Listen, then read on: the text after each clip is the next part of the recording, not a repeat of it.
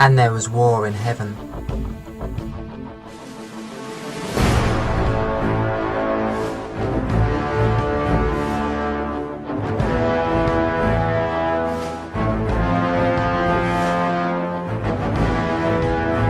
Michael and his angels fought against the dragon, and the dragon and his angels fought back.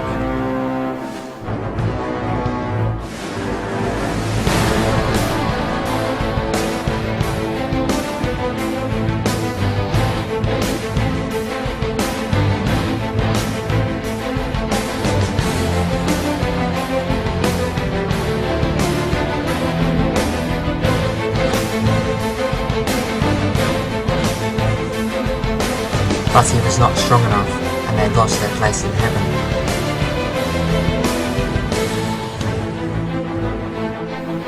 The great dragon, called the devil, or Satan, was hurled down to earth, and his angels with him.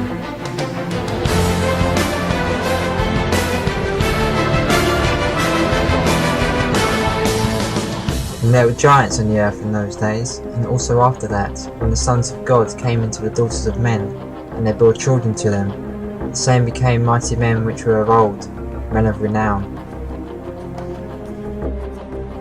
The ancient Hebrews referred to these fallen angels as B'nai Elohim, meaning sons of God. The Bible reveals to us that these angels were present at the creation of the heavens and the earth. Although they are spiritual beings, they can take on the form of man, just as Jesus did. But when angels take on the form of flesh, they become subject to the flaws and temptations of the flesh. And it came to pass, when men began to multiply on the face of the earth, and daughters were born unto them, that the sons of God saw that the daughters of men that they were fair, and they took them wives of all which they chose. These fallen angels who had sought to corrupt the seed of men after their departure from heaven, had subsequently produced a race of giants across the earth. Tall in stature like the angels, these giants often stood anywhere between 10 to 30 foot in height. This hybrid offspring, known as the Nephilim, would later set themselves up to be kings and rulers ruling over the rest of humanity, while the original fallen angels would later come to be known and worshipped as the pagan gods of ancient times. These Nephilim giants, who were brutal and cruel in nature, treated ordinary human beings with contempt.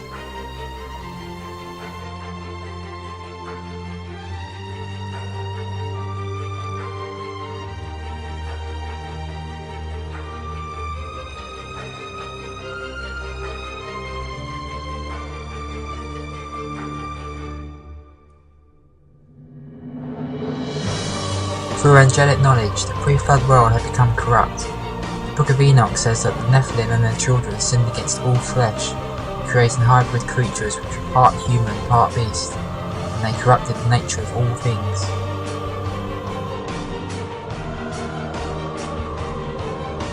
And God looked down upon his creation and saw that the wickedness of man was great in the earth, and that every imagination of the thoughts of his heart was only evil continually.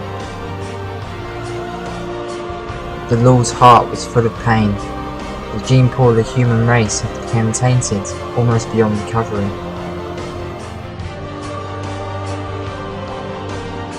But God saw one who was perfect in all his generations, for Noah had found favour in the eyes of the Lord.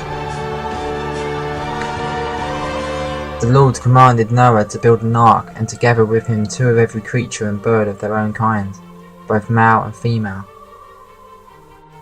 Then the Lord said to Noah, "Enter the ark, you and all your household, for you alone have I seen to be righteous before me."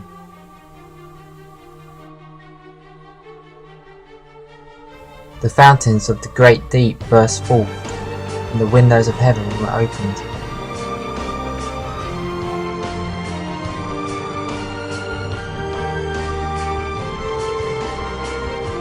And the Lord caused it to rain upon the earth for 40 days and 40 nights, flooding the entire world and destroying all that remained in it.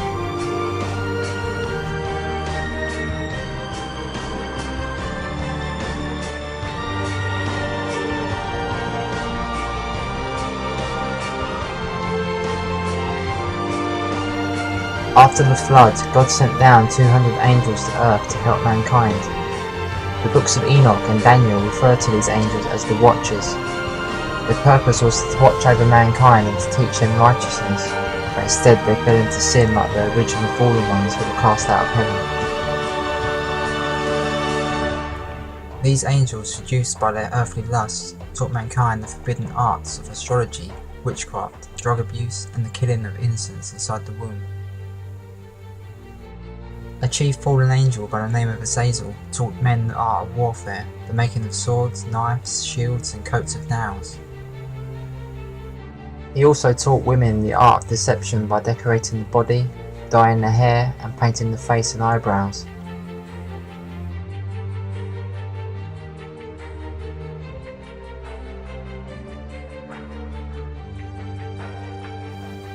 He also revealed to the people the secrets of witchcraft, which corrupted their manners, leading them into wickedness and impurity once again.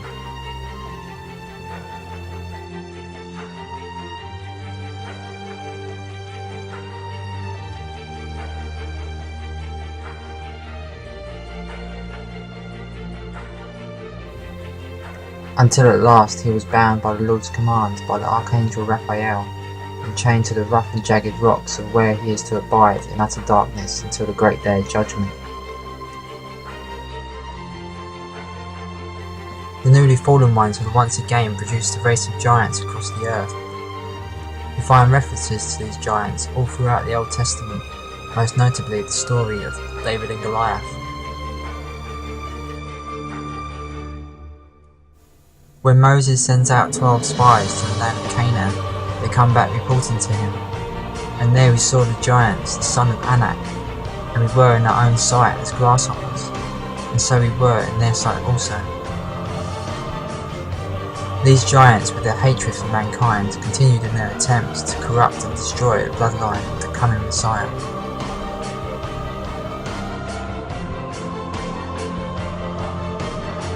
But God had chosen a shepherd boy by the name of David to slay the remnants of the giants, to wipe out the Nephilim from the face of the earth.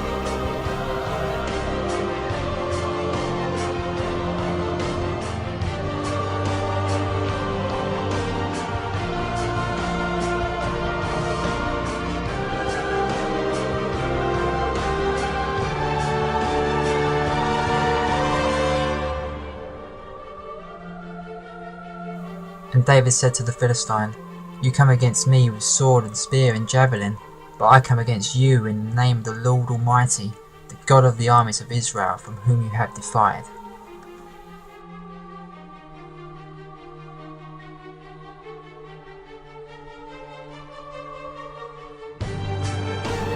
David fulfilled part of the prophecy, while Jesus would later come to fulfill the second part of it.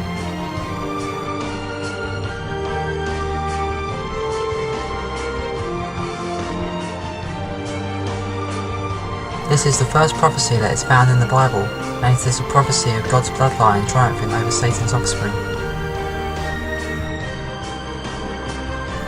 The remains of these giants have been found on every continent all over the world. They are recorded and referred to by many ancient sources, historians, early church fathers, native tribes, and ancient peoples. Many legends and myths that we have today are adoptions and variations of the original stories taught from the beginning of time. It was not until the 4th century that the teachings of the fallen angels and the Nephilim were abolished, and books containing details of these fallen angels were removed from the scriptures. In a place called Belbek, monolithic stone blocks can be seen. These structures are older than the Mayan and Inca temples and are so precisely put together that even by today's standards and technology, it would be impossible to replicate. The Trilithon stones are the largest solid stone blocks in the world, each weighing an estimated 1,500 tons. We have no modern day crane or machinery that could lift anywhere near that weight. Thousands of these stones have been cut, quarried, and moved many miles. Within the Belbek ruins, many artifacts, grave sites, and tombs have been discovered as well, containing evidence for these giants.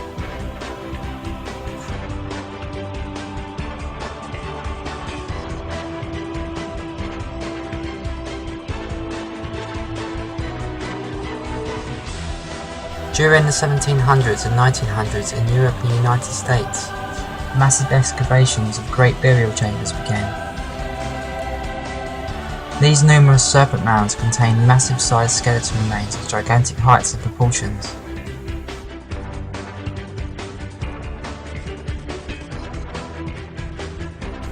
All throughout various countries and cultures, people have found similar burial sites.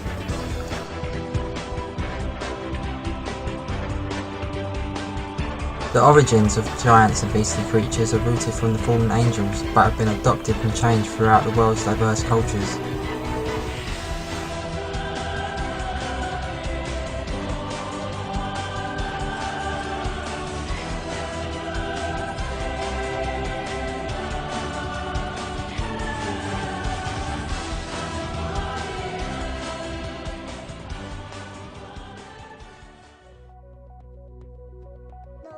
Is the everlasting God, the creator of all the earth. He never grows weak or weary. No one can measure the depths of his understanding. He gives power to the weak and strength to the powerless. Even youths will become weak and tired, and young men will fall in exhaustion.